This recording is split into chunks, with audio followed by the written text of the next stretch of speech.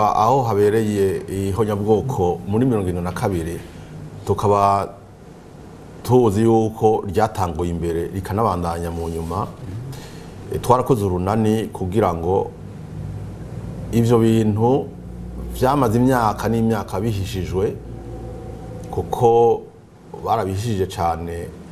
Ugiye kuraba ahantu hose bavuze ihonyabwoko ryabaye muri ibi birere, bakubarira ihonyabwoko ryabaye mu Rwanda muri 1993 1994 bambe.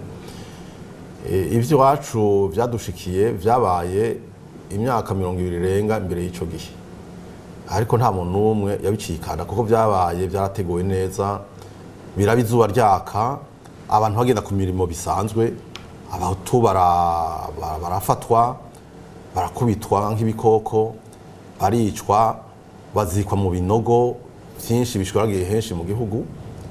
Twebwe rero turi mu migabo yuko ivyo bintu bimenyekana, nico gituma twaciye tugira urunani rw'abahutu bose iyo bashwiragiye ku isi, kuko barashwiragiye mu bihugu ku isi yose, mu bihugu vyo ku isi nka yose, n'abari ngaha i Burundi.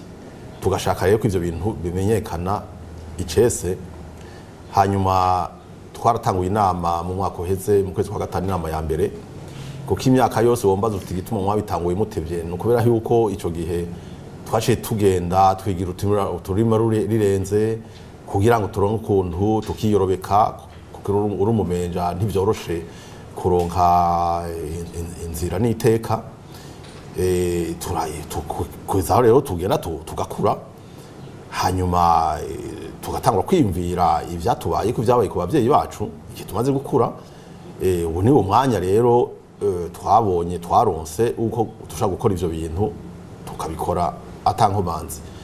Aho rero mu kwezi kwa gatanu kuza muri itariki zibiri muri uyu mwaka turimwo 2015, tuzogenda i New York ku cicaro gikuru c'inama mpuzamakungu gusaba icese yuko amakungu yemera iryo bara abahutu bakorewe muri iki gihugu.